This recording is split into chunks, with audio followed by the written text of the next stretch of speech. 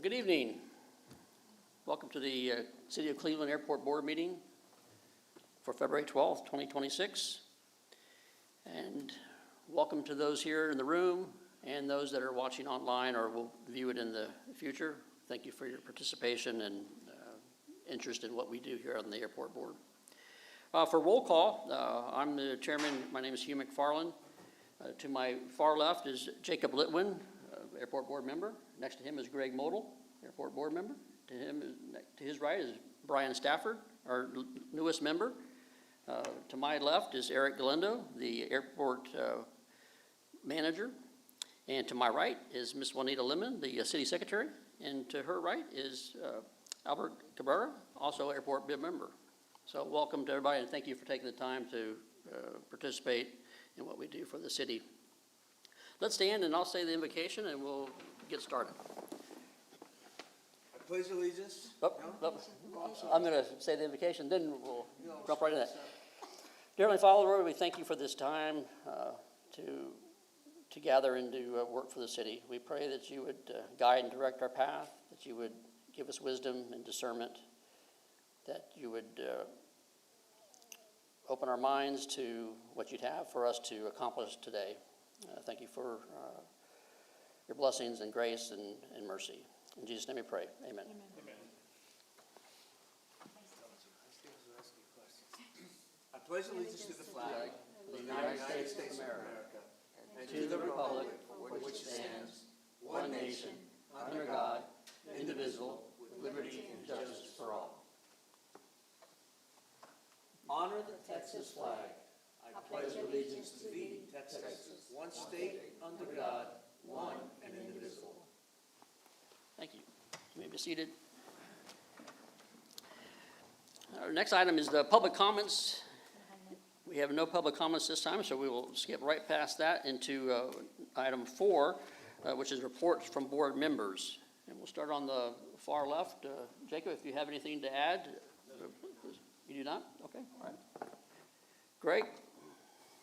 The only comment I have is I know at our last meeting was when we first broached the topic of what item number 1 or number 6 is here on the traffic pattern safety and some things that were under discussion. And I just want to let the board know that I took advantage of our last EAA chapter meeting last month to kind of broach that topic with the membership there, just to sort of sow the seeds a little bit that discussion is ongoing, that some conversations would be occurring, recommendations made by the city for our consideration, and in turn us providing feedback back. And I solicited any input from any of the members there or other people at the airport to either talk to a board member or Eric or whatever. So I just want to let the board know that I kind of at least broached that topic at the last EA meeting. That's all. How was the reception for that? It was not negative. I mean, it was just neutral. Everybody was just kind of taking it. I think generally after the meeting was over, a few comments that I had heard was it was action that was needed, and people were very pleased that at least it was being considered, and that hopefully there'd be some resolution and relief with all the traffic patterning down the line. So it looked like, I would say it was, like I said, one-on-one, there seemed to be positive feedback. I think it's what everyone is expecting. I mean, it's no surprise that something has to be done about it. I mean, we need to, address it. Exactly. And that's going to be accomplished, I think, to some extent today. So thank you. You bet. Brian, anything you'd like to add or bring up? No good? All right. Albert? Are we on the report from one? Yes. So just bringing back to our attention, updates for the next agenda. And we can talk about updates on runway 34 approach, where we're at since our last meeting. Has there been any progress on what's going on?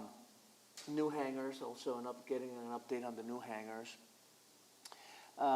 Where are we on getting approach lighting on both ends of the runway? At least a very basic one, like we've spoken about, one called like Odals was the one that I suggested because of its minimal cost compared to others and simplicity. It's a non-approach lighting, non-precision approach. Also, an update on resurfacing and repainting, resurfacing of the taxiways and repainting of the taxiways. Is there anything we can do to mark the ditches, because some of the taxiways are tight, and when you come in at night, it's really hard to find. You just gotta know, but for a Right. transient pilot, even for a local, it's hard sometimes Yeah. to see it. So is there anything we can do, for instance, they have these little light, these bars that you can put in there. Anyway, just ideas, throwing it out there, to improve safety, surface, movement. When we talk about, when we talk about repainting, remember about if we could do the center line for each hangar. Yeah, lead-in Yeah. striping Yes, for sir. the hangars would be, And the last thing I had in mind is a newsletter. So when we have meetings like this, is there a mechanism to email the minutes of these board meetings to every tenant of the airport? And just maybe do a blast email as a group and say, hey, these are the minutes, this is what was discussed. So every tenant who's a stakeholder on the airport. I believe the let 'em know minutes what's are going on. available on the website. Is Yeah. it on the website? Yeah, so we'll be kind of duplicating that, but we maybe could send out A reminder. a notification that the latest airport board meetings are available. A lot of people probably don't even think about Yeah. that. Go to the city website. If they register on the website for their alerts, they'll get an alert whenever minutes are uploaded. Okay. You can actually go on the website and choose the boards that you want notification from, whether it's city council, parks and rec, airport, and they'll give you a notification if agenda's posted or if the minutes are posted. Okay. So we could, That's the City of Cleveland website. So go and register. When you go to, I think it's community, there's a link where you can register. You input your email address, and then you'll click whatever agendas you like, alerted to. Maybe notify somehow the tenant that exists, it's available. right, Yeah. we could send out on our tenant email, something to that effect. Okay. Was that it? That's all I got. All right, great, thanks. I definitely like the idea of the lead-in striping. That would probably be pretty minimal in cost, and it would be very helpful for tenants. I know when I'm pushing mine in, I'm kind of, Right. lining up on a stripe in the back of the hangar, but it could be. So I just kind of give you my report. So I'm glad everybody survived the freeze, but our AWOS did not. So we're waiting for parts to come in, and so it should be fixed hopefully within the week, 2 weeks, depending on availability. That system that we have is 18 years old, so parts are starting to get scarce and scarce. As Alberto was speaking about, so we do have plans currently ongoing for restriping of the airport. So we had one contractor that that won the bid, but that he withdrew, and so we had to go back out and get the next person. And now we're in communication with them to hopefully get something, by March to get restriping done. And so that striping will go along to, through the apron there to hangars. So see that in here in the future. On that, Eric, since it's not existing right now, the lead-in striping for the hangars, can we add that? Is there a way of adding that to the project? Because if they just went to duplicate what's already been done. Right, not everybody's going to get it right. So we could look into that to see if, what we're requesting will still stay in that budget that, that we had, and if you'll do it. So we'll look into that to see if that's viable. If not, we could, come up with a plan to see if we could add that on or something to that effect. And on that topic, we may want to ask the tenants if they do, in fact, want that, because some of the hangars are utilized not conventionally, meaning a center lead-in stripe may be Right. not So, yeah, we'll what they take a look want. at it. So Yeah. we'll brainstorm and see, what apron would probably benefit from it or not, right? And then, also, Alberto, so we've put out a newsletter. We put out one so far. Not a lot of information's been pushed out, because a lot of it gets dispersed through these airport board meetings, and, but you're right, we could probably reach back out to them, let them know, hey, we just had an airport board meeting, check this link out, for them to be informed of what's going on. So yeah, we do have a newsletter, but just like I said, just the updates have been, nothing really has been, nothing major has occurred, but there is a newsletter. Okay, And that's all I great. have. All right, thank you. Then, any else, did you follow up on that? Robert? Okay, Yeah, just on the, Separate issue that I just thought about while Mr. Galindo was talking, it made me think about something else, the rodent issue. I don't know if anybody still has it, but I know I still have it in my hangar. I keep seeing a lot of rodent droppings, and I've got all kinds of things put inside. You do too? Yeah. Yeah, it's bad. There's a lot of traffic, and I have poison set up and traps and all kinds of things, but they're being rodents. Yeah, so They're I've smart also rodents. addressed that fox hanger as well, right? So I Yes, sir. treated the fox hanger before, but we could always, and I think it had some success, as Larry could, attest to. Yes, there still were droppings there, but for a little bit of time there, you couldn't see anything, right? But it really helps if there's like no food, that's what they're looking for, food, right? food, yeah. And so, for this to work, correct, and get these rodents away from food products, drinks, stuff like that, kind of, if you don't want those, those rodents in your hangar, those things shouldn't be in the hangar, so. Correct. So it kind of goes both ways. all right, thank you. Moving on to item 5, the approval of the minutes from the January 6th meeting.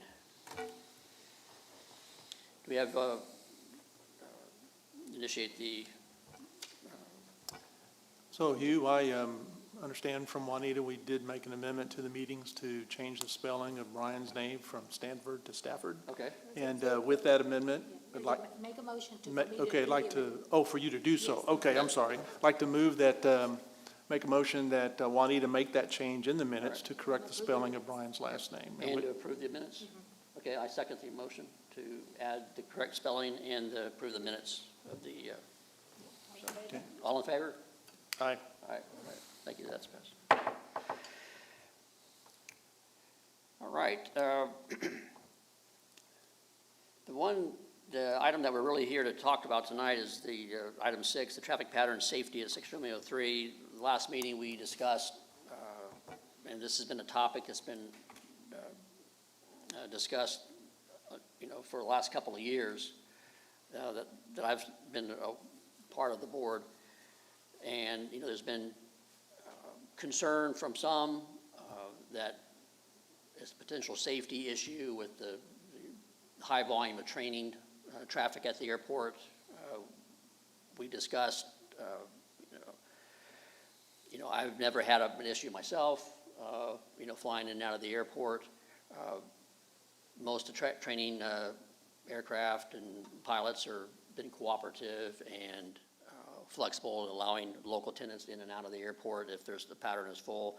But we still feel that we need to, at a minimum,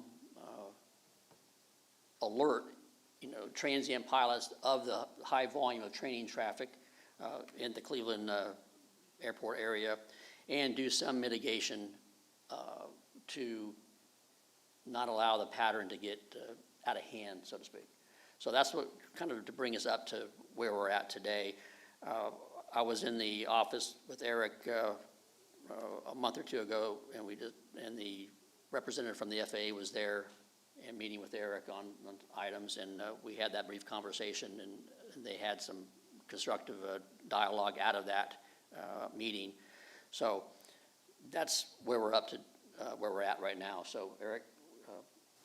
Yep, so after, speaking with the FAA inspector there, and speaking with, having meetings with CD leadership, so we went ahead and drafted some verbiage that we would, like to recommend to the board so we could publish in airport supplements. And then, so we could have that published, and so we could reach out to the flight schools and let them know that, hey, we have these new rules that was approved by FAA, if you could just, please abide by them, because I know these flight schools do have similar rules in their own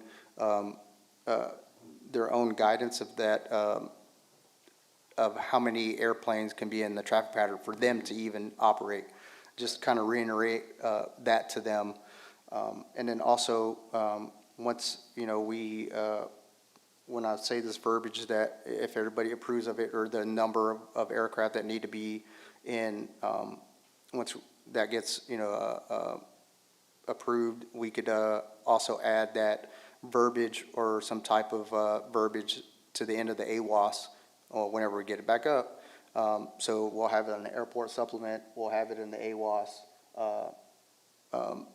and then I will call each school and let them know that, hey, we got this, these rules, these airport rules, and see if just a gentleman's agreement, because there's nothing we could do to enforce it. Just let them know that we have these rules established. So with that, I'm going to read what we would like to be published in the airport supplement, and then for discussion for how many aircraft you think it's that's necessary.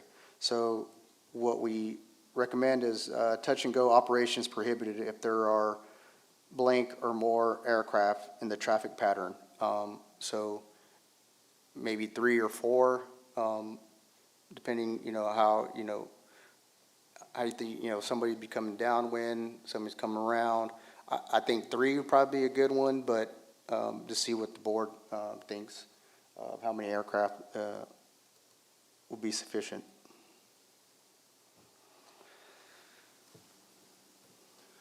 So would you read, I was trying to write down, do you have the exact language other than the Yeah. number change? Would you read that again, Yeah, please? so, Eric? so I'll read it with the number, okay? Touch and go operations prohibited if there are 3 or more aircraft in the traffic pattern.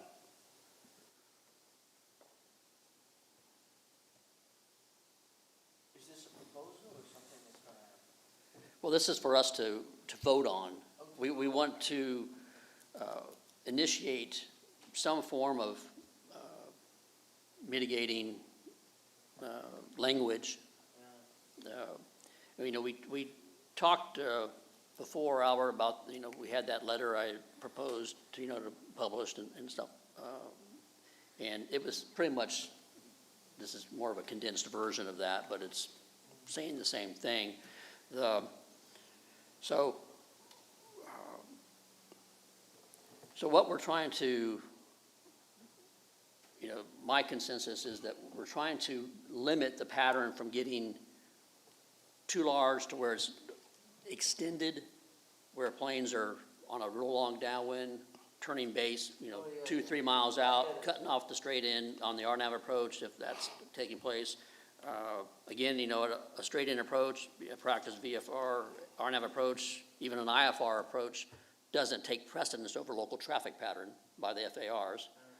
So we're trying to come up with a number to where we can, ask these, high volume users to abide by. And again, we can't, non-towered airport, we can't, we don't have any enforcement strength behind it. However, as users of the airport, generally people want to comply and have a safe environment. And this still needs to be approved by the FAA for that to be published. So this is just to move this thing, the can along, to get that thing published, and then and then we could ask these flight schools, hey, we have this approved by the FAA. Can you please abide by these rules? So and so this is the point that we just if, what amount of aircraft is the right amount, right, for touch-and-go operations. And Hugh, is this the time for questions, or? This is time to Time for discuss it discussion? and to Okay. kind of. First of all, I go back to something you said at the very beginning of this topic, that taking advantage of the FAA's presence at the meeting while you were there. did they comment on the FAA representative? Did they comment at all on our idea to do something like this?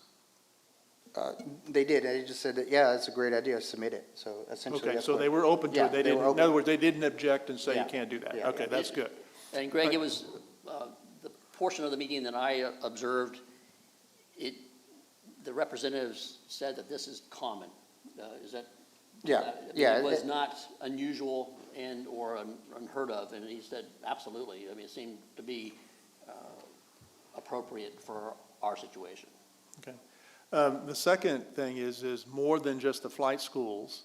A recommendation, restriction, or however you want to frame this, would also apply to the tenants. So anybody operating in and out of the airport would be expected to comply with this, not just the flight schools. Is that correct? Yes, and that's, Okay. in reference to language that was there is touch and go so it's just addressing the operation, not the user, Okay. which I great. think would be necessary because of the, All right, so public if I use. want to take my Aero out and I need to warm it up to go do a compression check for maintenance, and there are 5 airplanes in the pattern, I'm going to have to do full stop landings in order to do that. In other words, I have to comply with that rule instead of just doing the normal touch and goes I might do in a normal scenario, correct? Correct. Okay, that's my understanding. I think that's the only, if there's a fair way of doing I it, agree. it'd have to apply to. good, to- okay, so, and I agree with that, by the way. Okay. My personal opinion to throw on the table is 3 is too low a number. I would agree. I think 4 would probably be the lowest we should go, and knowing that it'll probably accidentally go up to 5 sometimes, right? So I think 4 would probably be the number for us to start with, not 3, Yeah. just looking at those 2 numbers. I would like to offer, as we're finalizing our input to the city on their proposal, or this idea, or draft, I think it might be worth the while, Hugh, for us to put out an email blast from the board to the tenants to basically let everybody know this is under consideration. We have a draft. Here's what we're looking at, and to invite them for comments. And Eric, I would maybe suggest that we do the same with the flight schools and say, hey, this is something that we're drafting, proposing to do before we finalize our decision. We'd like any comments or input from you. So, and the benefit of that is that we're not just dropping a decision from on high, but we're actually seeding the ground a little bit to let everybody know we have an issue so that no one's surprised when the decision is made. And oh, by the way, we actually might get a good idea out of this by asking people that we would tweak that number or change the language or maybe even do something else. And so by putting that out there that way and asking for input, I think would probably serve us well in the long run of getting cooperation from the whole community, tenants as well as flight schools. So that's just an idea for thinking and that I want to throw out there. As far as the number, Greg, I think 4 would be probably the right number to start with, because we know it's gonna, that puts 1 on the runway, 1 in the upwind or crosswind leg, 1 on the downwind, and 1 on base leg would be 4. So here's the practical thing what will happen. So here comes, Joe instructor and Jane pilot student coming across from Conroe. And they're going to have their ADS-B open and they're going to be counting airplanes, right? They won't see the airplanes on the ground that are taxiing back. Right. So a 4, then the pattern might really be 5 or Correct. more, That's right? what I'm So, foreseeing. but I think 4 would be appropriate, right? And 4 may be a true number, but I think going on the low end is probably good, but I think 3 might be too low. So Right. So 4 is gonna really, we know it's gonna blossom up to 5, because you're gonna have, read the language one more time, because it's touch and go operations. Yeah, touch and go operations prohibited if there are 4 or more aircraft in the traffic pattern. So if we go before, just whatever, the board thinks is a good, number. So that's kind of the discussion is, what we're having, so we could get this thing pushed. Yeah.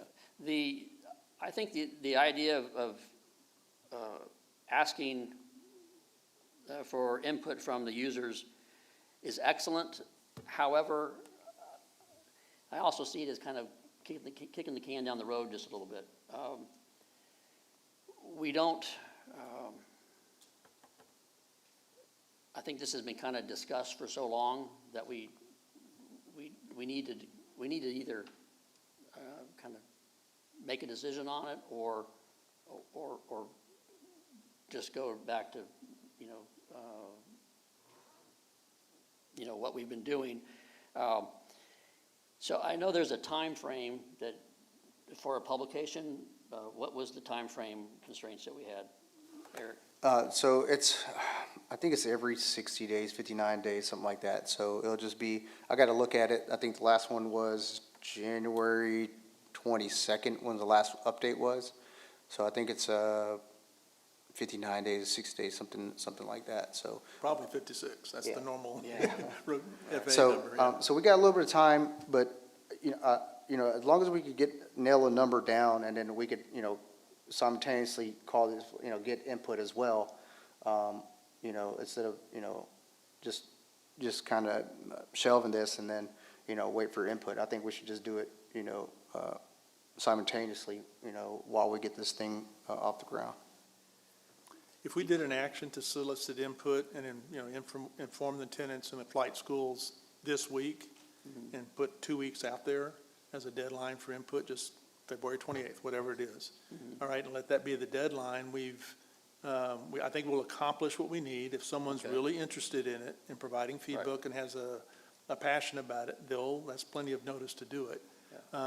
We've been working this for 2 years plus, Right. 2 more weeks, to me is a softened investment, but I don't object to what you're saying. If we Right. need to do it now, let's go ahead and No, do it. But I think it might be worth our effort to do that. And I agree with that, Greg. I think as long as we have some flexibility in the timing and we don't put it out to where it's dragged out,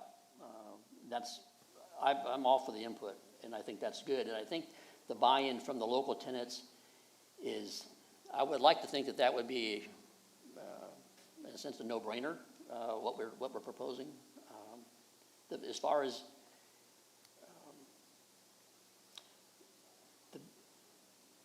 but I think going out to the flight schools is probably appropriate as well, because they're the main contributors to this situation, right? So, my first inclination is no, this is what we want to do. We're going to do what we want to do here at Cleveland. However, we don't operate in a vacuum, and I think it's wise to get the input from the volume users. Ultimately, it's the city's going to decide what they want to do. But we want to be a part of that, those decisions. And so you're saying, Eric, that the deadline, if we did a 2-week input? Yeah, period? we'll still have some time, so we'll still have time for that next submission. Okay, all right, that's good. So then, so as far as the number of that,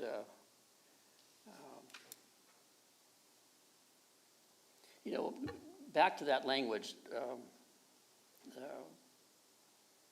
so if there's, say, 4 more in the pattern,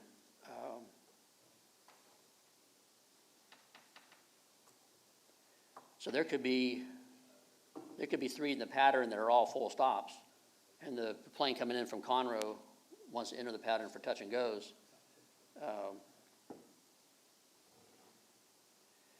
But generally, in the uncontrolled, non-towered airport phraseology and pattern use, people announce what they're doing.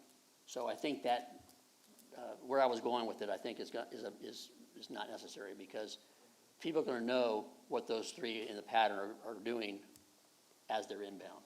So I don't think we need to complicate it any more than what we have, because it's the touch and goes that we don't want. If planes are taxiing back,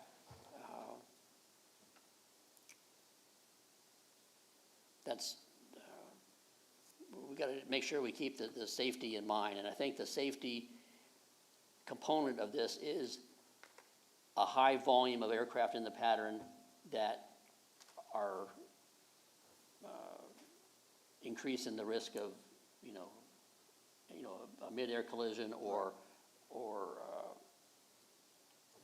problems with itinerant traffic getting in and out of the airport. Is that correct? Is that what we're on the same page? I want to make sure we're not. Comment. Yeah. I think we should forget about the numbers. I don't even know how we're gonna regulate that. Me as a pilot going out, I'm not gonna count, I'm gonna tell you right now. I'm not counting. I'm gonna go and do what I have to do. And I think a lot of pilots coming in and out, are gonna be in the same boat. We have an AIM that regulates how you come in and out and how do you operate in uncontrolled airport operations. We need to abide by that. However, I do want to state that talking to flight schools that are constantly here, that is a great, establishing that relationship, which has already been established by some of you, I understand. That is the key. I think maintaining an open communications with the flight schools about their operations at Cleveland, when they do it, and I believe in self-regulation. The less you start putting a thumb on people, the better. That's the way I believe it should be. However, communicating with them, it's like, hey, we're having an issue with attendance here on certain days and weekends. Like, you need to help us out. The same way we approach them about buying gas at Cleveland, right? Establishing that two-way communication. I think that's where it's at. Next is putting like a permanent NOTAM. Like when we go to other airports, we usually see, hey, high volume of training, flight training, right? Giving a heads up that goes into ForeFlight, that goes into the Garmin EFB. I think that's what we need to see. So pilots can see and go, okay, high flight training activity. And then that in conjunction with having the two-way communication with the flight schools, hey guys, this is the issues we're having, not just that we want you to buy gas, because that would be nice, because you're a heavy user of Cleveland. And that's great because we want to promote flight training, right? Mm-hmm. So, but at the same time, help us out with the pattern operations. I think that's where it's at, not in finding a number where people now need to count. I'll tell you, I'm not going to do that. Well, on that, but the majority of the aircraft at Cleveland Airport, the tenants, you, myself, or I would say typical tenants, right? We go out, and we're gonna depart, and we're gonna go, We're gone, yeah. we're gone. We're an itinerant departure, so really this doesn't apply. Now, it only would apply to the tenants as if they want to do touch and goes. Yeah, and I see them. I see guys coming in, especially with the smoke. I mean, that's cool. Yeah. I really like, I mean, it's awesome, right? It's Yeah. the freedom of flight. Mhm. So this is what my point. I think we do have an issue with flight training a little bit. But I don't want to shun flight training because it is Right. it is something we want to promote, and we want to promote Cleveland airports. Like, Yeah. this is a great place. It really is an awesome airport. So obviously, and it's nearby the flight school, so come and do it. I think communicating with them is like, hey guys, we need some help here on how you use the flight training, and then come together and making some kind of deal with them and negotiating best practices at Cleveland Airport for your flight school and the other one. Yeah. Well, that's, I hear you, Yeah. and That's I my think that's what we're trying to accomplish. sir. Can I have a quick comment? Yes. No, I'm sorry if I'm interrupting, but I think I agree with you, and we started that. We've worked this for 2 years.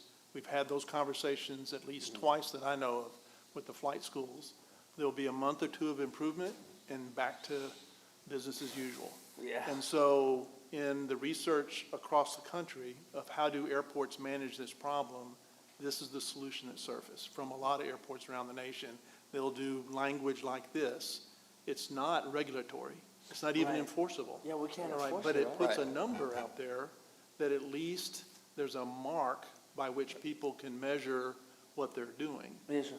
Right, and so I think it's a one notch up without really doing much more than that. I don't think it'll discourage anything. I think it's just gonna manage traffic. I mean, I do a lot of training at the airport pattern work here, and it has peaks and valleys. You can almost know what their shift work is at the different flight schools. They'll come 5 at a time, and they leave 5 at a time. And then you have the airport to yourself for 30 minutes. Then all of a sudden, it goes 6, 7, and 8. And it just gets really crazy. And what I'm hearing from the tenants is they can't get a hold of the depart. they're sitting holding short, and you're relying on It's happened to me. courtesy. Yeah, I know. I had a So, week. right, so You know. if you're able to put a governor a little bit on Yeah. the pattern flow, Yeah. the thought is the full stops will at least create some gaps that you can get a hold of, leave, and move on, you know, Yeah. without impacting things. So That's- I just get on the radio and say, Yeah. hey, man, extend your downwind, if they don't do it on their own. Right. So I can get out. I just say, Yeah, but then you can also get on the radio, say all that language, Yeah. but for more than the pattern, Yeah. right? And then, yeah, Yeah. right? So then, because we'll have that verbiage there that, Yeah. with flight schools, they need to learn everything about that airport, Yeah. right? When they're doing they go through all the remarks and see what's going on, right? That's kind of what pre-flight is, doing, I right? think that would be, that's a good idea. And so that's what this is the whole point, because this was going to go in that supplement, and then whenever they're looking at it, doing their pre-flight, looking at everything, looking at, CTAF and, Yeah, just 'cause kind we of. look at that all the Yeah, time. when you're going through it, and it's like, oh, wait a minute, what's this remark? Four or more in the pattern? Okay, cool. And then when we're all in, the pattern, then we could, kind of, regulate ourselves, say, hey, four more in the pattern. That's it. That's all you have to kind of say, and then everybody, oh, yeah, okay. Yeah. I think that the term, kind of putting a governor on it is appropriate. I think that's really what we're trying to accomplish. We're not trying to discourage, flight training or touch and goes. We're just trying to keep it contained to where it's manageable, safe, for tenants can get, the itinerant operations are workable. Because We can try it, but people being people, somebody's gonna go, hey, there's 5, but I don't care, I'm coming in. and they make a full stop. It could happen. Right, I mean, this is not gonna say we're not gonna have 6 aircraft in the Yeah. pattern. It's just saying that they're gonna have to make full stops. Mm-hmm. And they do that in a lot of the flight training, whatever they're, in their curriculum or what they're trying to accomplish, they're making full stops anyhow. I mean, I see that often out there. Yes. So it's, we're just trying to do some due diligence to mitigate a perceived safety issue at the airport with the high volume of Oh, yeah. training that It's we always a have. safety issue. Right, High and so volume. the act of doing nothing, I think, is not really an option. I think we have to do something to put the brakes on it just a little bit, so we don't have 7 in the pattern, and they just keep going around, and you're out there trying to, it's in July, and you're burning up in your plane trying to get out, and you're on the radio trying to get someone to build a hole for Oh, you. we've been there. And this has the potential of assisting in that situation. But I'm all for getting input and letting the flight schools know. I mean, a public comment period is customary and used and is often used. So what I don't want to do is to not do anything and to keep dragging this on. Either we're going to do something or it's a free-for-all out there, and I don't think that's an option.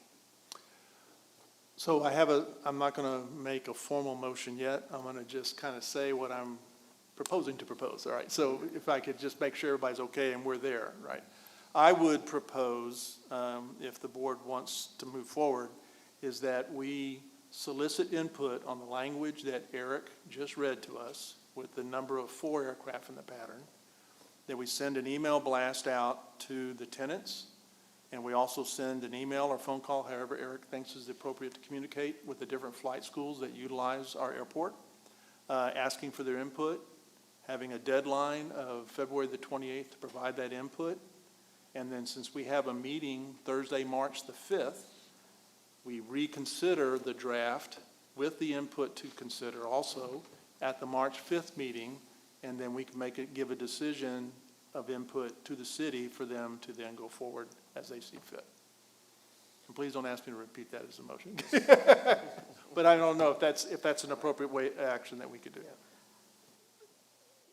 Eric, what are your thoughts? Yeah, I like that. The only thing with the March, it won't be, we won't have a board in March. It would go to April.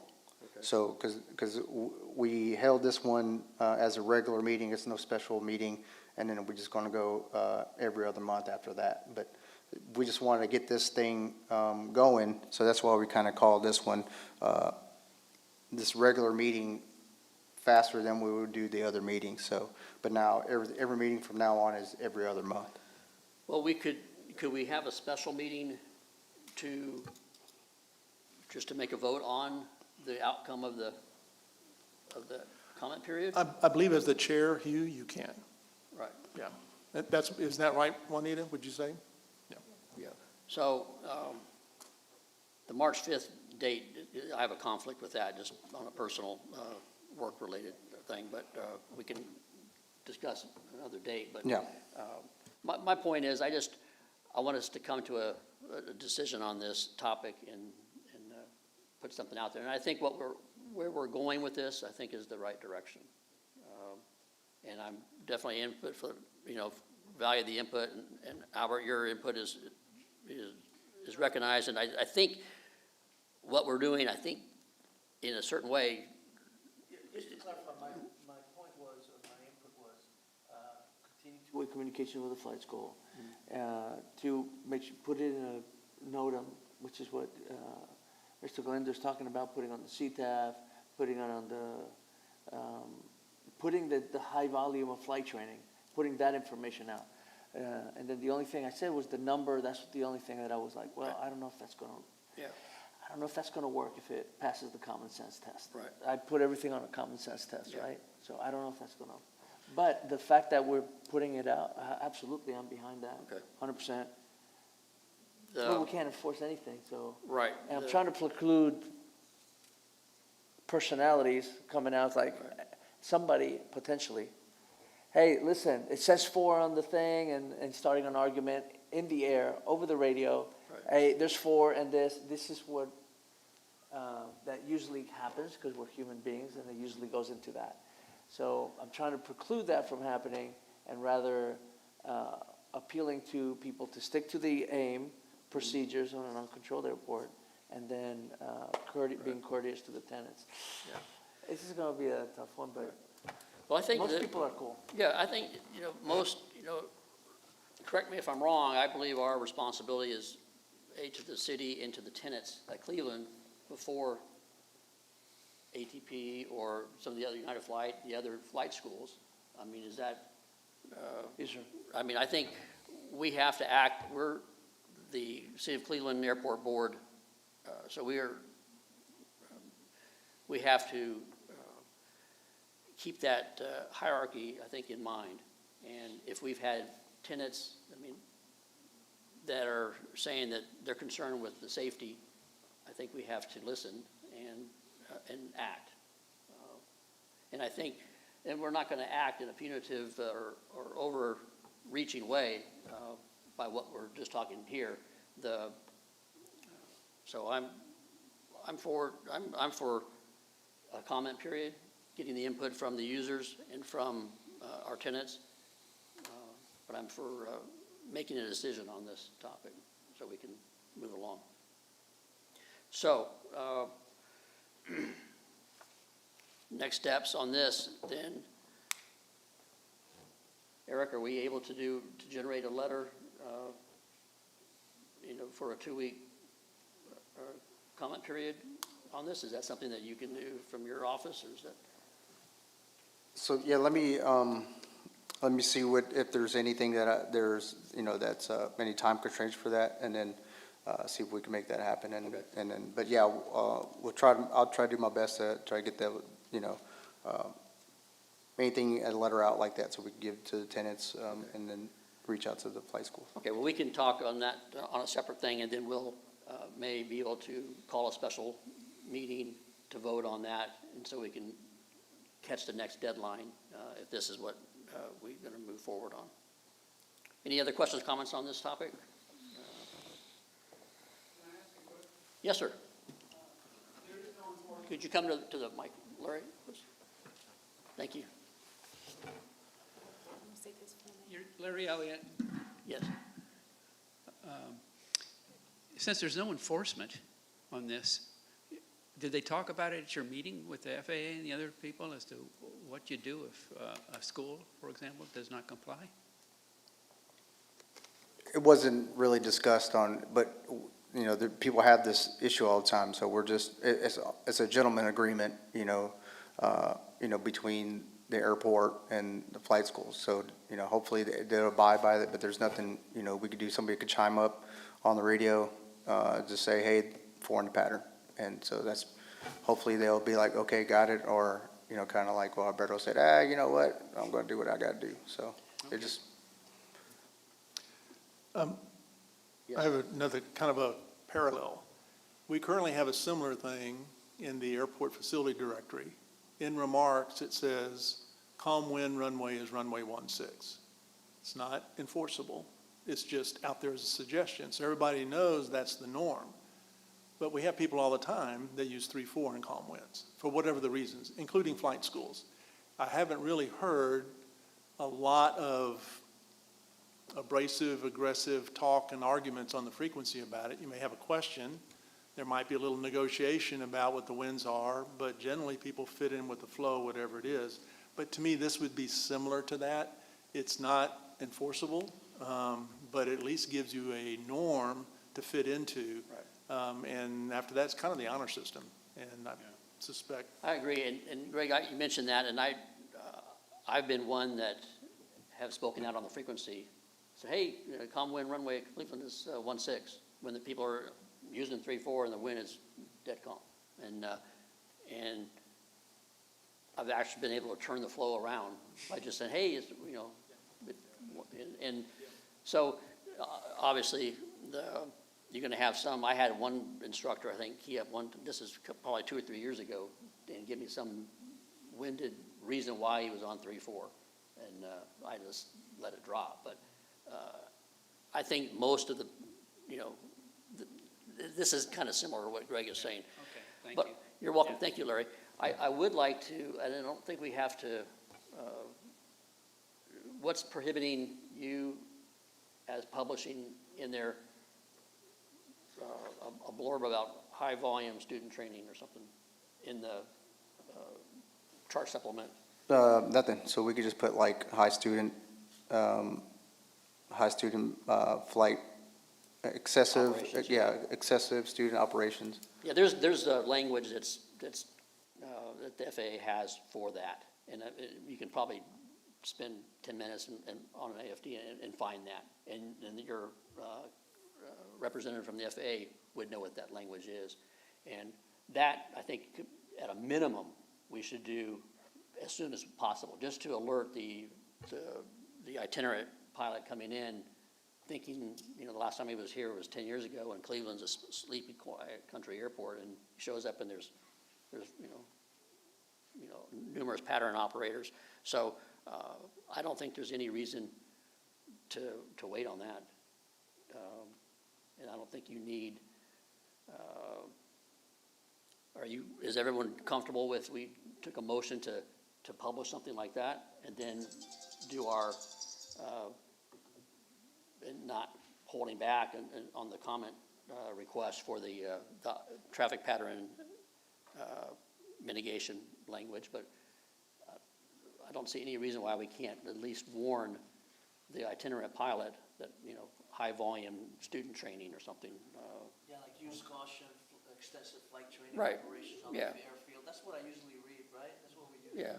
We see Yeah. in other places, use caution, extensive Yeah. flight training operations. Yeah, I've read it numerous times, and there's some common language that they use for that, and,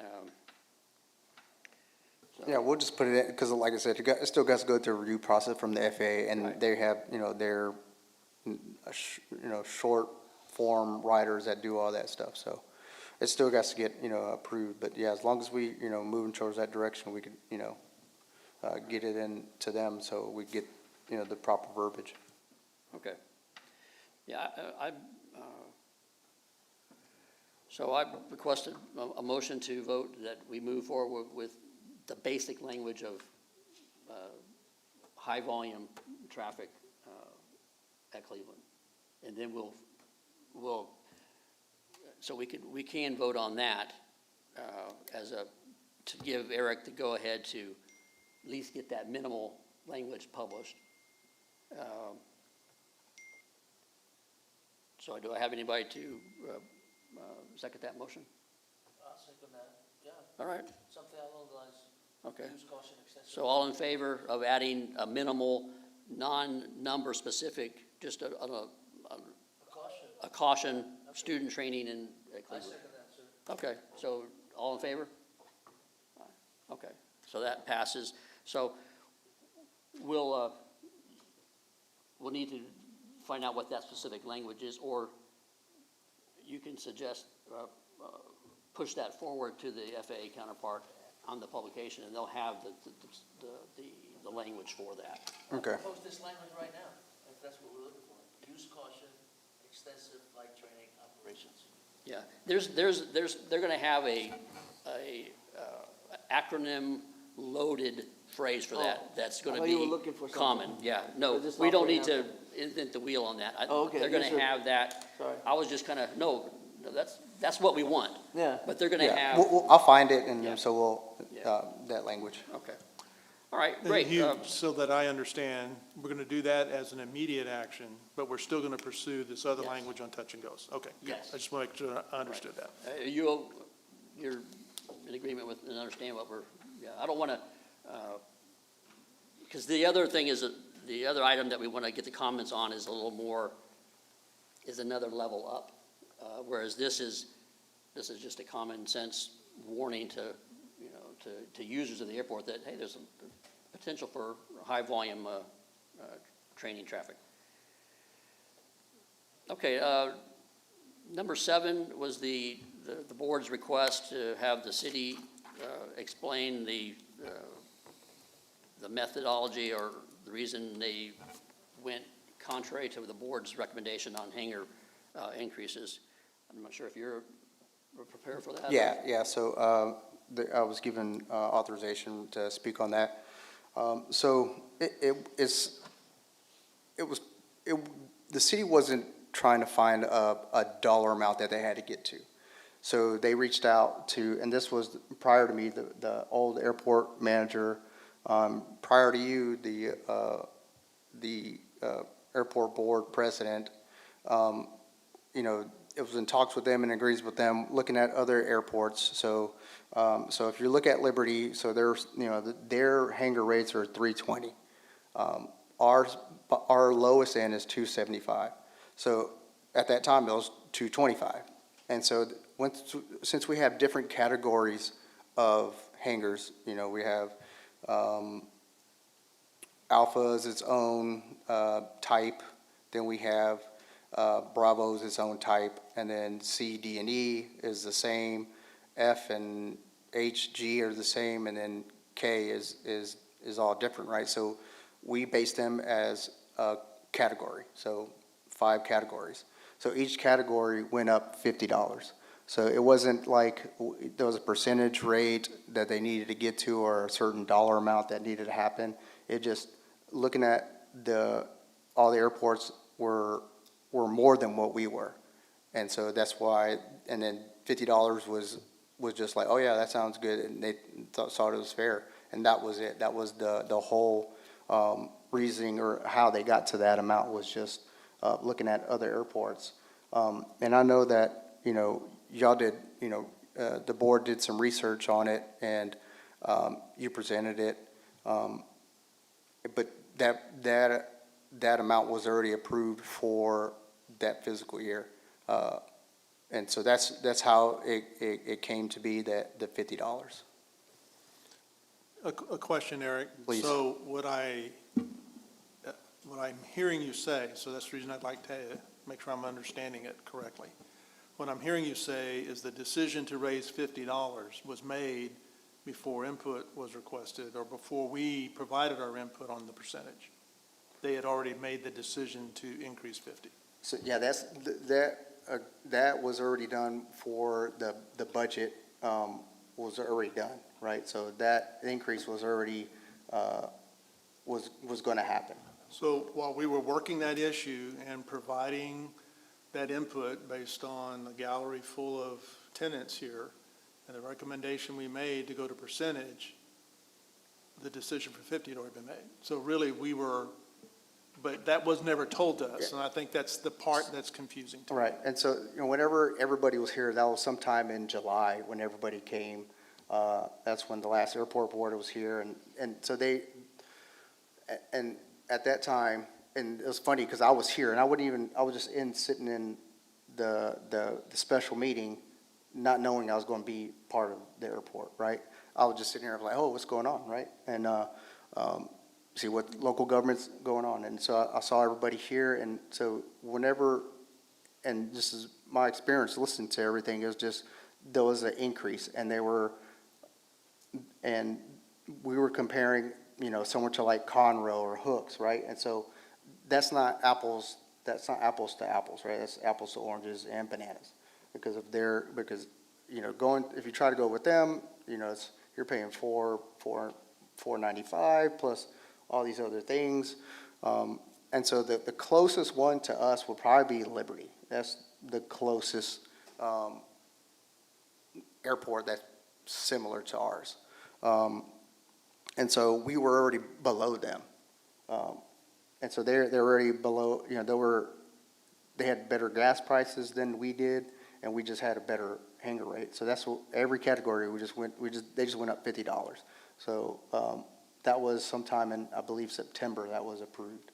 And then y'all guys went, and then the board went out after that, because they needed to get the budget approved. And so that's the $50, that's how it happened. So there wasn't a dollar amount. We didn't mean to make, $5,000 or whatever the case was, right? That, how everybody kind of sees it. Hey, if they want to make $5,000, just spread the percentage rate across the board and then get that, right? It wasn't nothing like that. It was just, they just saw the rates that were there, okay? And then the lowest rate, and then also being fair and equitable, per FAA's guidance, they say that we decided that fair and equitable for each category of $50 was the thing to do.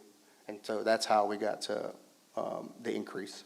Well, I think the fair and equitable, when you have 9 different rates, a flat dollar amount cannot be fair and equitable. And that's where the board was firm on saying it has to be based, if you're going to raise rates, it has to be based on a percentage, because just throwing a dollar amount out when you have 9 different rates is not fair and equitable. So that's was the contention. Was generated from that. But also, rates haven't been raised in over 8 years, right? And so, taking all that consideration, and that's, taking all that and looking at what was available, the $50 was, to us was the fair, I think some people even want to go higher than that.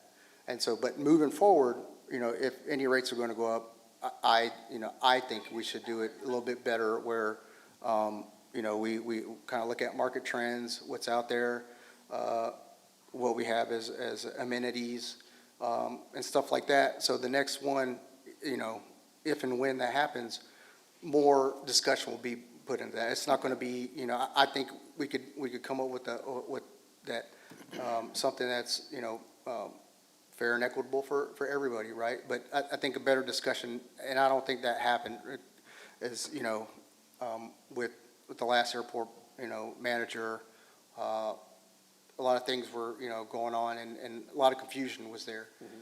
Hopefully, me being here, I could, alleviate some of that and give transparency to some of the discussions that we want to do to increase things. So in the future, yes, we will look at, different ways, because we, like we said, we thought about it, like doing, do we do square footage? Do we do, so we're not going to get it right, the first time, right? And obviously, it didn't go over well. Right. But we're, it's learning, we're trying to make this thing better. We're trying to, figure out a way that if and when these rates go up next time, we look at, a little bit more market research that, to help come to that decision and just let everybody know a little better than how it was done this last time. Well, thank you for that.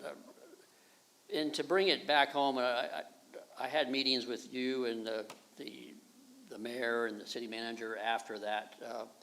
And the point that we really want to kind of move forward from this is to have a healthy airport advisory board. We want information to flow both ways, and we want to be relevant in the city's management of the airport. We understand our role. We make recommendations to city council, but we do want, if the board, any city board is working under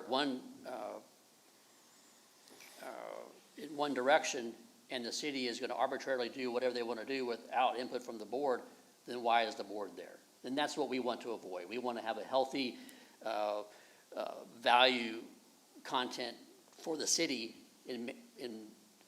as it comes to the Cleveland Airport.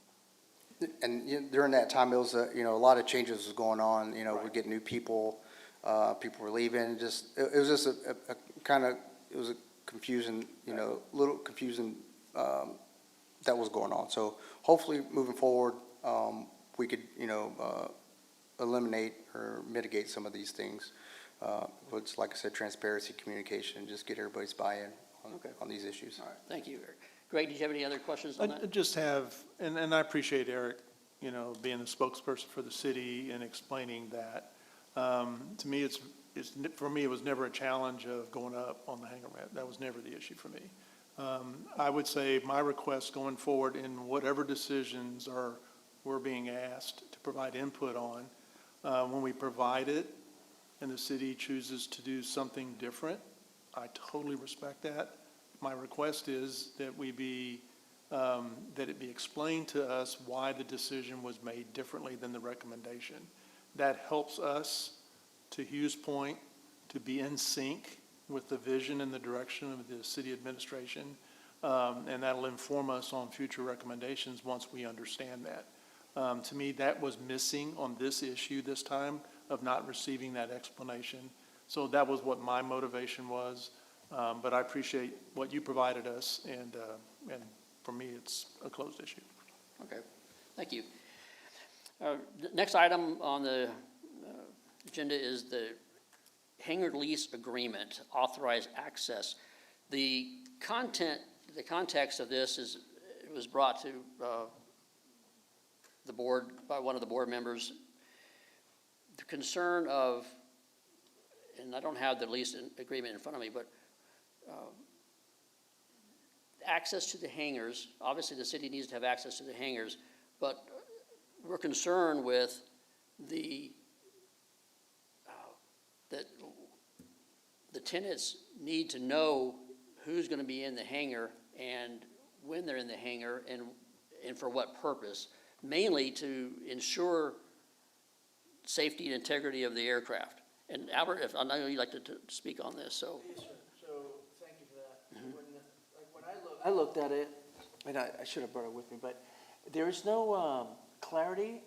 First of all, there's a basic understanding. The city, you need to get in the hangar, you need to get in the hangar. Of course, I mean, it could be emergencies, there could be things like that. But there also should be some expectations of privacy, basically like a rental of an apartment or similar to that, right? So, but if there's an emergency, you got to get in. By all means, I think any tenant would agree to that. However, if and when that happens, in the lease, if I recall correctly, there's no stipulation on the tenant should be told, hey, we're going into your hangar for this particular reason on this particular time. The reason behind why we need something like that is aircraft are very strong in the air, but very, very fragile on the ground. If something happens to that, number one. Number two, any damages, potential damages to the aircraft are potentially a safety issue. Mm-hmm. Number three, it's extremely expensive, any potential repairs, once it's found by the tenant. So the tenant should know that, I mean, things happen, it's human nature. It could be a damage to the aircraft or potential loss or something, a lot of equipment, expensive equipment, it's in those hangars. So the tenant needs to know, somebody went into your hangar or someone's going to your hangar and this is the reason and this is how long, when it's gonna be. That way, when the pilot operator comes back in there, he can assure, say, okay, they were here, he can make a double check that there were no damages or losses incurred while that happened, which, I mean, it happens, that's why the insurance exists. But that is the point of this bullet, right? That language should be put into the lease, in my opinion, to protect the tenant, the aircraft, mostly. And aviation safety as And a I didn't whole. see that mean, there, and it's- I wanted to bring that up, yeah, we need to have that. Right. So I have the lease here. So it says, leasee agrees that leaseor has the right to enter leasee's lease premises to make repairs and updates requested by leasee, conduct routine inspections, or replacements as required to keep the property in good repair. So that's what we have in there. So whenever the next, and I've been looking at that since I've seen this blurb. So just kind of like you said, with a, apartment, right? So also, apartments get inspected because, let's say that person that's on the lease is not on the lease, right? Or they're not accounted for. And so that's, so first and foremost is going to be for maintenance, right? So if you have any problems, and there's going to be maintenance required, and then to make sure that the lease agreement is upheld, right? Because it says that on the lease that the lessees have to have the aircraft that's airworthy and registered, right? And so now that I've been here for a little bit of time, I've noticed that there's some, hangar queens here, right? So we got to make sure we know who's flying, what's there, and I'll definitely give, I'm not going to enter in without letting somebody know that I'm there, or you didn't put in a request, right? I'm not going to go in there just for, shits and giggles, excuse my French. But, so and it's going to be me. Usually it's going to be me doing the majority of the maintenance. If it's something that's too big, it's going to be somebody that we contract out, that I'll make sure I'm there to make sure any contractors are not going to be doing anything destructive or trying to steal anything. So, that's put in place for, to make sure that that the leasee is also abide by his part of the contract, and not having anything that's not authorized or non-aeronautical as well. So, I think that language in there is pretty,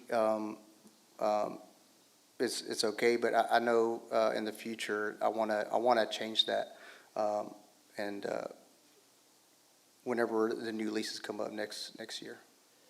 Yeah, so thank you for the explanation. The issue, just to reiterate, the issue is not everything you explained. We're absolutely, you gotta do what you gotta do. The issue is as follows. We would like to, I propose to see language that says, that binds the, whoever enters in to notify the tenant, hey, we went, this is the key, not the why, which I think we all agree with that. It's the notification of the tenant, we're entering or we enter, or we have to enter, or we're going to enter, whichever way, your hangar for this purposes. That allows the tenant, when he shows up and sees that he knows, okay, somebody was in my hangar, right? Because this is your hangar while you're renting and you're the lessee. And there's this protection of privacy and protection of your, whatever you have in there.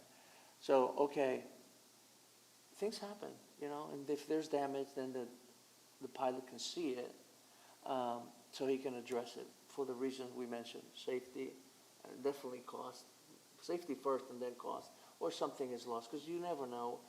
People are people, we're human, all right? It's the way it is, particularly in the profession I'm in, and things happen. It's very rare, but it happens. So the tenant should know that someone entered that space, and the tenant can make sure that everything is okay after the fact. And that's the language, that's the point of this blurb, right, is to have that added to the lease if possible. Not the reason, I think we all agree with that. Okay. I would like to add, just as an example, if I had put in a maintenance request, my light bulb is out, okay, there's a center light bulb up in the top of the hangar, and you want to go in and change it, or you're going to have someone go in and change it, myself as the tenant, as an aircraft owner, I would want to remove my airplane, pull it out, and let you get up there. And just dropping a light bulb or a wrench or something on the top of an airplane is what you're talking about. I'm glad you brought that up. Because that's, Yeah. just to come, I'm just going to change the light bulb. Yeah. I'm just going And to go in there. contractors don't know anything about Exactly. aviation at And all. you drop Yeah. a light bulb or a wrench on top of the surface of an airplane, and you're talking, Yeah. significant damage. Yeah. So to have that tenant to be able to say, hey, great, thank you for doing that. I'll be out there at 2 o'clock, and I'm going to pull my plane out, so you have easy access, and you change it, and it's done in 10 minutes. So what I like to kind of sew this up, if we can, when the next lease in the fall, I guess we're going to have another contract, is that correct, for the next fiscal year? Yeah, next fiscal Okay. year. I would like to make a formal request, or a request that the board, if we can address the language in that part of the contract and Yes, kind of tighten it up a little bit for the obvious protections that what we're trying to accomplish. Well, yeah, we'll look into the verbiage and see what changes we could Okay. do. That's what we're after, right? Yes, sir. Okay, Correct. because it's just that example there is just seemingly innocent maintenance can result in very costly damage to an aircraft. And once that damage is done to an aircraft, you're talking value is decreased. It's just, for the non-aircraft owner, they don't even consider these kind of things, but as someone that has an aircraft, it's a big deal. All right. Anything else on that? I think we're gonna look, when the contract does come up we're gonna be going over it, like we've done in the past, and we can address that. In this particular item, I think we can make some adjustments to satisfy both the city and the tenants and help Yeah, if we can protect have them. input on the lease, that'd be great. Yeah. The item 8, or item 9, fuel purchase incentives, and strategies to increase fuel sales. This 9 and 10 are kind of one of the, I had suggested these two items.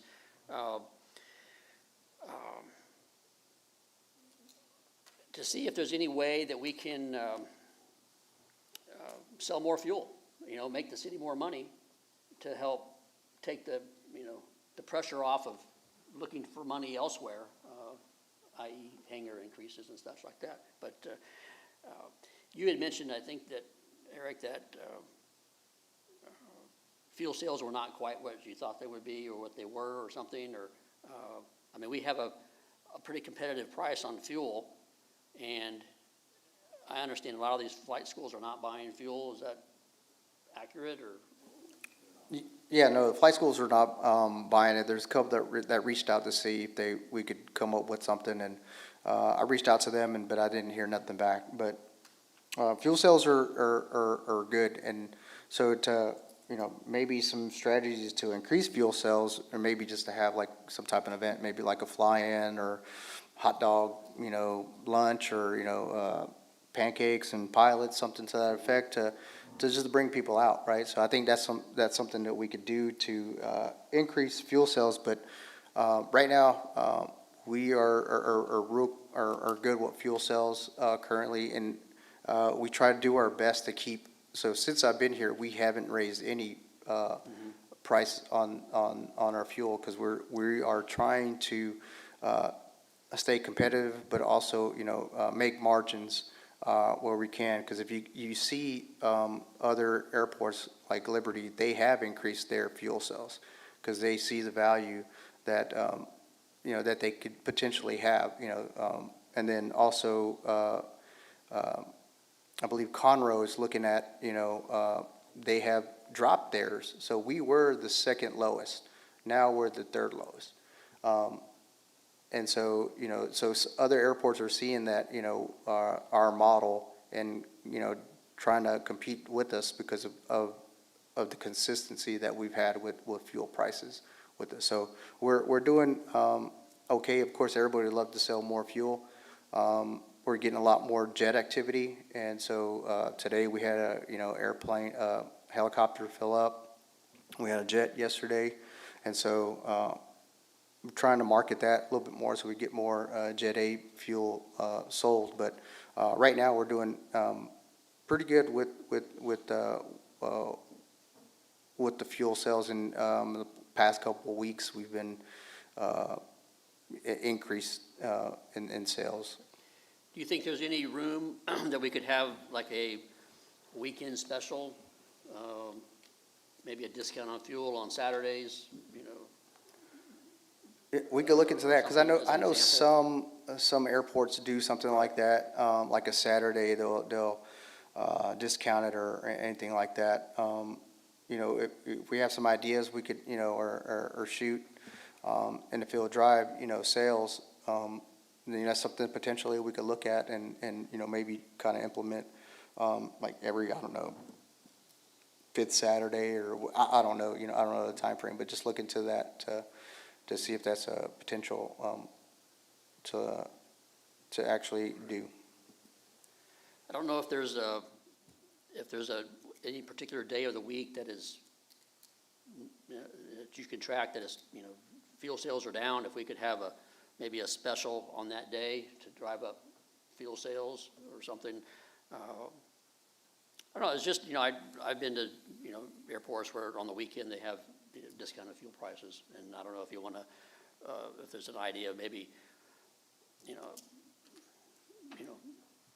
free hot dogs with a fuel purchase or something like that on Saturdays, or obviously the day probably that I'm not sure if you're working Saturdays as much, but I don't know, it could be a Friday, it could be a you know, happy hour at Cleveland Airport and have a discounted fuel and something, and just something to drive up itinerant traffic and to sell more fuel.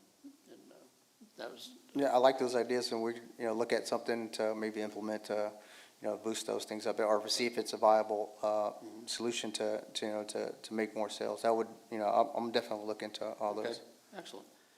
Any other suggestions from board members on how we could increase fuel sales? I mean, is there a, I'm just listening. Right on cue. Yeah. For the jets, to increase the jets, it's been mentioned already. In other meetings, I heard you all say it, a fuel truck. Because the problem is how long it takes from that pump to put a small jet or a business jet to fill it up. It takes too long, and also the pilots don't want to do it. But if you have a truck, I believe you will seriously increase, and then word of mouth once they start knowing it, that it's available, because it's a lot faster to refuel a jet than a pump. The helicopter's a whole lot easier to put Jet A in it, and that's what you see the pilots do it.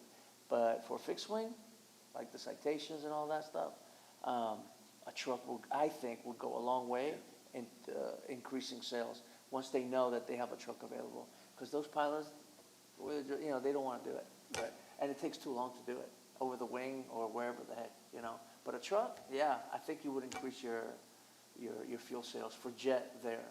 yeah, we've talked about, I know Eric and I have mentioned that. Yeah, you guys. Trucks are, that's a very expensive Yeah. proposition. Now, some of the companies will lease you a truck and based on your fuel sales If and we can stuff like find that. a way to get a truck But that you know, one thing I the city suggested doesn't buy it, yeah. to Eric was for him to be able to get the training and to be able to offer fuel service Yeah. by appointment or something. Because some jet operators, and I would say more so than not, will not self-serve fuel. Yeah, I know our company doesn't want us to self-serve fuel. yeah. And so we don't go places Yeah, that you have would know that, self-serve yeah. Jet A. I mean, we go get full-service Jet A. Yes, sir. And and we've talked about that, and I know that's something that you've considered, you know, to get the training, and I mean, to have a, you know, and this came up in the discussion of the comparing us to Hooks and Conroe. I mean, you fly into those airports, I mean, you know, the line service and the, you know, trained line personnel, that's a whole nother layer of airport service. Yeah, I would to just get keep to. it with a fuel truck Right. and And even, somebody do it. and to get the fuel truck is Yeah. a significant It's a big investment. deal. I talked to one operator or one airport manager about that, and I was frankly shocked at how expensive their fuel truck was. And liability, Yeah, yeah. so it's, but, far closer to home, what can we do to help incur, more fuel sales? And I think possibly being able to advertise, full-service Jet A by appointment, would be one, that, because usually, when you get NetJets coming in there, dropping off passengers, if they could see our fuel price, and they can, because their company's not gonna let themselves serve. And, but if we have the provision to do that, I mean, and they know in advance when they're gonna be there. So those opportunities, I think, are possible.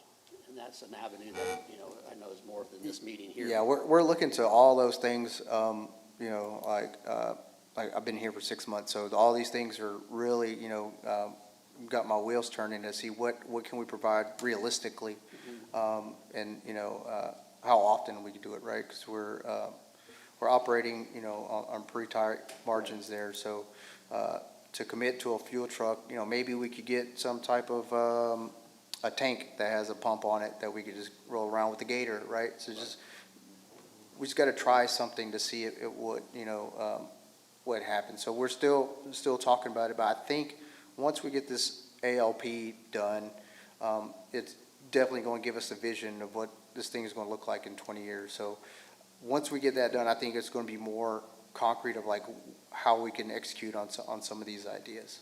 Okay. So Thank you. Eric, last Friday, since we are a self-serve jet fuel facility, last Friday a Pilatus came in. And I think you were gone, Maria was there, you may remember. They were cross-country from New Mexico going to New Orleans. Because of their load, they had to stop as an interim fuel stop. The fuel hose was too short for them to reach the wing they needed to get. Now, these were people, every intention, they were after cheap fuel, they were happy to stop there, loved the airport, Yeah. but we had to help them maneuver their airplane around. There was like 4 of us maneuvering it to get that extra 6 or 7 inches they needed to put fuel because of the long wingspan of that. It was that wasn't a Pilatus, excuse me, it was a Malibu Barrage. And so that's, Yeah. I've been looking at that just Yeah. at least extend the fuel hose to, Right. at least 25 more feet. If we had Right. 25 more feet, I think they So- could service them. So that might help as just an Yeah. interim measure Yeah, just, in a so, yeah, self-serve. I know it's, environment, it's a Band-Aid, right? But, so I've been, I looked up, what can I do?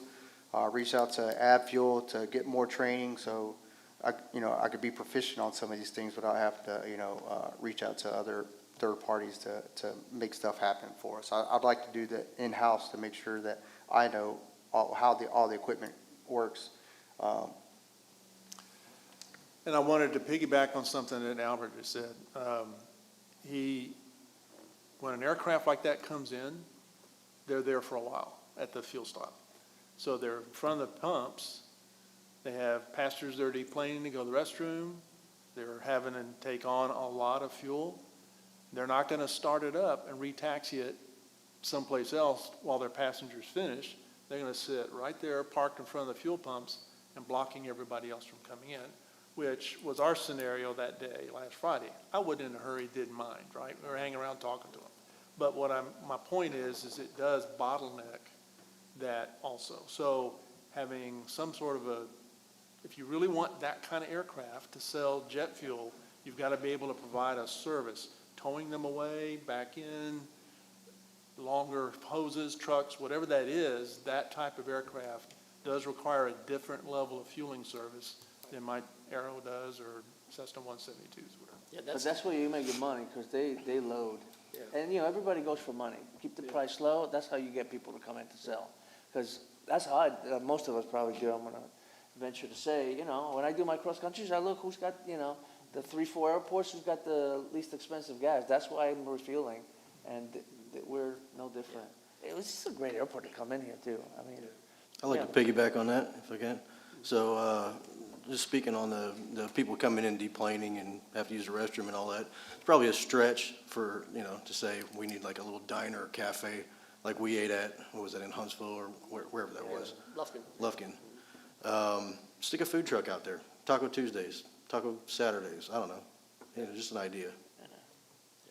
Yeah, Piggybacking on that, you mentioned, I think, Mr. Galindo or somebody, fly-ins, we should bring that stuff back to engage the community with the airport. I would also venture to say, maybe starting up a civil air patrol where they have the kids and the seniors. I'm just throwing it out there. It's probably been thrown out already, in conversation.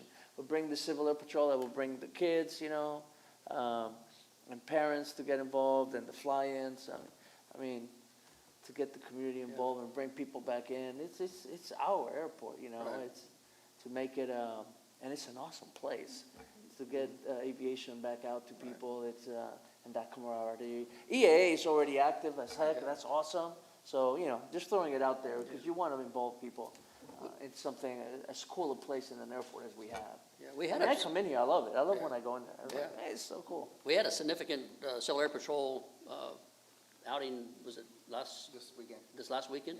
Yeah, that was so that and the EEA Young Eagles, Yeah. so we're, yeah. And so maybe Civil Air Patrol Squadron eventually. I don't know. yeah. You that's- got your reservations, I think. Yeah. I don't know why. Tell us later We'll what have your. another discussion on that, but, Okay. no, anything we can to drive community interest into the airport is always, can be a good thing. So let's, any other comments on the fuel? We talked about maybe doing something on the weekends, maybe, Discounts for tenants. If you're a tenant, you get some discount. anything to, I'm throwing it out there. yeah, to drive up fuel sales, and, we have a good competitive price to begin with, but I think we could probably sell more if we got a little creative. That's what I was after right there, just some creativity on, I know when I was flying cross-country years ago, I stopped at this little airport because they had hot dogs, and a great price on fuel, and they had the hot dog lunch, and it was just something small, not that expensive, but, I came back there because of that. It was the crazy thing, so. That takes care of our agenda. Any other final comments? We can take a motion to adjourn. I move that we adjourn. All right, thank you.